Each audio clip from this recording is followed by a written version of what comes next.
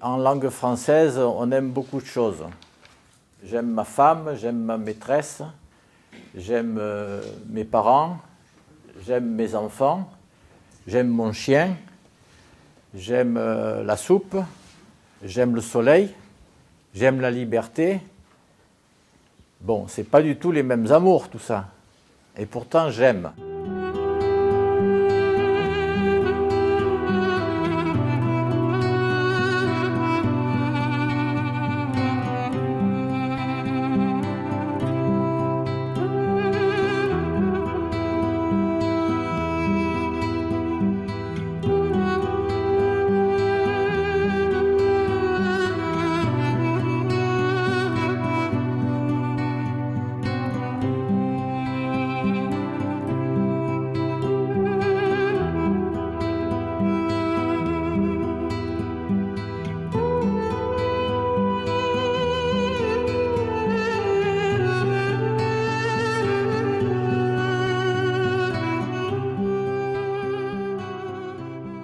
J'ai trouvé cette typologie, personnellement elle ne m'intéresse pas beaucoup aujourd'hui, c'est simplement pour montrer cette infinie variété d'aimer.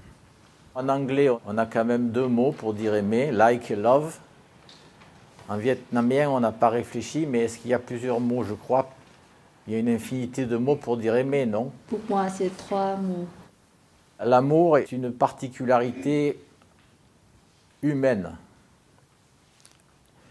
Et le seul amour que l'on peut observer dans le règne des mammifères, c'est surtout l'amour ou l'attachement de l'enfant pour sa mère.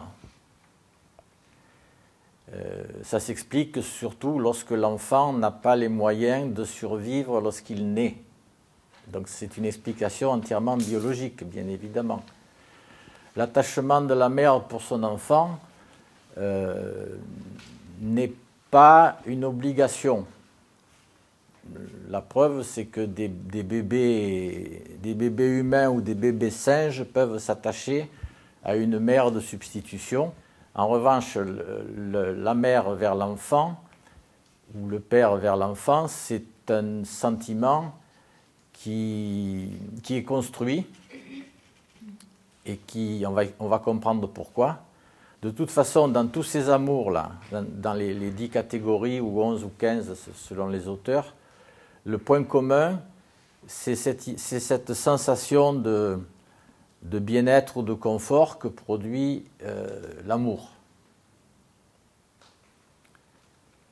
Et cet amour est simplement dû à un neurotransmetteur, mais qui est aussi une hormone et qui s'appelle l'ocytocine.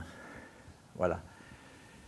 Et l'ocytocine ne peut pas s'injecter, elle ne peut être produite que dans certaines situations.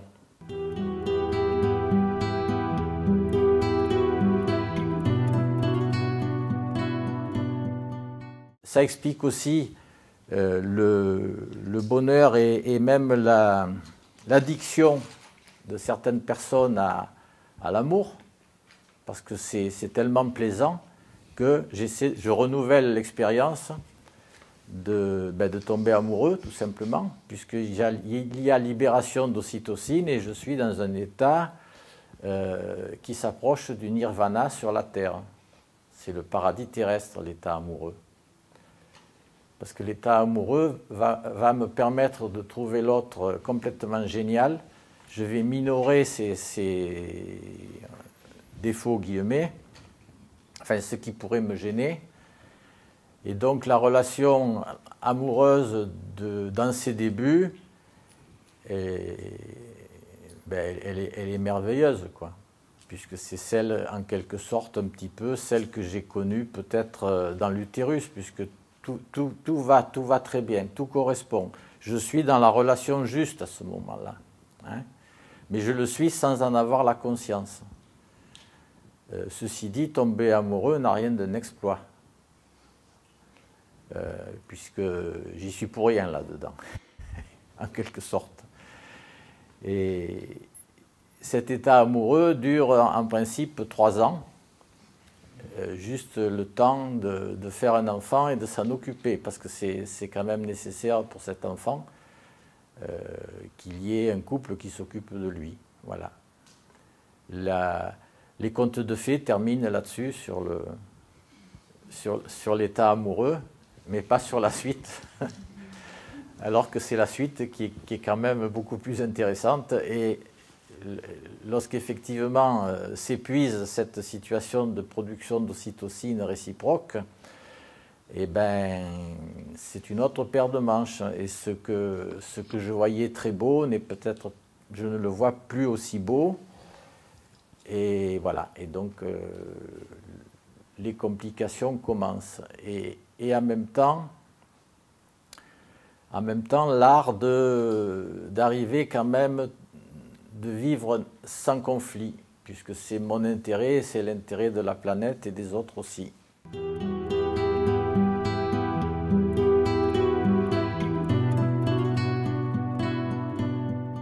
Pour moi, la relation d'amour, c'est tout simplement la relation juste. C'est la relation, alors la relation juste, c'est la bonne chose au bon moment et dans la bonne quantité. C'est-à-dire que ce n'est pas quelque chose qui préexiste d'une manière fixe, figée, et ce n'est pas quelque chose qui va... qui est durable, quoi, puisque c'est circonstanciel. Toutes les 10 minutes, ça va changer. Ce qui était bon il y a 10 minutes n'est plus bon maintenant, la quantité n'est plus la même, etc. Hein, si j'ai envie de quelque chose à un moment, 10 minutes après, j'ai plus envie. Voilà.